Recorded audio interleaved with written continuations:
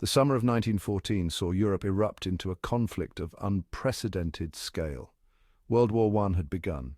Gone were the days of grand cavalry charges and open battlefields.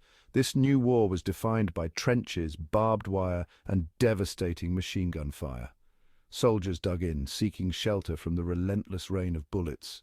The Western Front, stretching across France and Belgium, became a muddy labyrinth of trenches, a grim testament to the stalemate that had gripped the war. Traditional military tactics proved ineffective in this new environment. Attacking forces faced a deadly dilemma. Charging across open ground meant being cut down by machine guns, yet remaining static in the trenches simply prolonged the stalemate. A new solution was desperately needed, a way to break the deadlock and restore mobility to the battlefield. Little did the world know that a technological marvel was on the horizon, one that would change the face of warfare forever: the tank.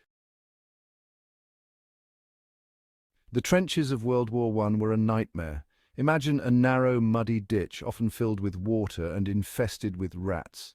This is where soldiers lived for weeks or even months at a time. Above them hung a constant threat: enemy machine guns, capable of unleashing a deadly hail of bullets. Any attempt to cross the open ground between the trenches, known as no man's land, was met with withering fire. Attacking soldiers faced a brutal choice. They could advance slowly and methodically, using artillery to try and break through enemy lines. This approach was agonizingly slow and often resulted in heavy casualties. The alternative was a rapid assault, hoping to overwhelm the enemy before they could react. This tactic rarely succeeded, leading to even greater loss of life. The stalemate seemed unbreakable. A new weapon was needed, one that could withstand machine gun fire, navigate the treacherous terrain, and provide cover for advancing troops. The idea of an armored vehicle capable of traversing difficult terrain and resisting enemy fire was not new. Leonardo da Vinci had sketched concepts for armored fighting vehicles centuries earlier. However, it was the brutal realities of trench warfare that spurred the development of the modern tank. In Britain, the Landships Committee, formed in 1915, spearheaded the effort to create a machine gun destroyer. This vehicle needed to be able to cross trenches, crush barbed wire, and resist small arms fire. Early prototypes were rudimentary, resembling large, heavily armored boxes on tracks, but they represented a radical departure from traditional military thinking. These early tanks were top secret, so secret that the workers building them were told they were making mobile water tanks for the deserts of Mesopotamia. This is where the name tank originated, a code word to maintain secrecy. The world got its first glimpse of this new weapon on September 15, 1916, during the Battle of the Somme. British forces unleashed a force of Mark I tanks, lumbering behemoths armed with machine guns and cannons. The impact was immediate, if not entirely decisive. The tanks terrified German soldiers who had never seen anything like them. They lumbered across trenches, crushed barbed wire, and provided cover for advancing infantry. However, the debut of the Mark I was not without its problems. Many tanks broke down before reaching the battlefield. Others became mired in the mud or suffered mechanical failures. Their slow speed, limited range, and vulnerability to artillery fire also hampered their effectiveness. Despite these early shortcomings, the potential of the tank was undeniable. It had shown a glimpse of the future of warfare, one dominated by armored vehicles. Section 5. Trials by fire, early tank deployments and lessons learned. The first engagements involving tanks were as much about learning as they were about winning battles. Each deployment revealed valuable lessons about tank design, tactics, and the challenges of operating these new machines in the chaos of war. The Battle of Cambrai in November 1917 provided a stark example of both the potential and the limitations of early tanks. British forces launched a massive surprise attack with over 400 tanks, achieving initial breakthroughs and causing panic among German defenders. However, the lack of infantry support and the tanks' mechanical unreliability ultimately hindered their advance. The Battle of Cambrai demonstrated that tanks, while powerful, were not invincible. They needed to be integrated with other arms, such as infantry and artillery, to achieve decisive results. Section 6. Evolution under fire, from Mark I to Whippet and beyond. The early years of tank warfare were a period of rapid technological advancement. Driven by the need to overcome the limitations of the first tanks, engineers on both sides of the conflict worked feverishly to improve their designs.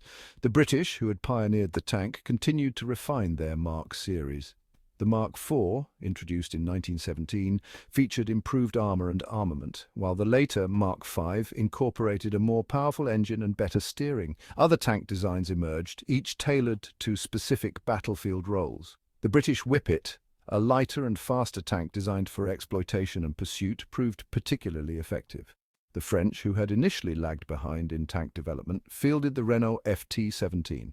This light tank, with its rotating turret and compact design, became a model for future tank development. Section 7. Key engagements. Tanks. Turn the tide. As the war progressed, tanks played an increasingly decisive role in shaping its outcome. They proved their worth in key battles, breaking through enemy lines, demoralizing defenders, and paving the way for Allied victories. The Battle of Amiens, launched in August 1918, marked a turning point in the war. British, Canadian, and Australian forces, supported by a massive force of over 400 tanks, shattered the German lines, leading to the collapse of the German army in the west. The Battle of Amiens, often referred to as the Black Day of the German army, demonstrated the devastating effectiveness of combined arms warfare, with tanks spearheading the assault and infantry exploiting the breakthroughs. Tanks, once a novelty, had become an indispensable weapon, capable of delivering decisive blows and breaking the stalemate that had plagued the Western Front for so long. Section 8.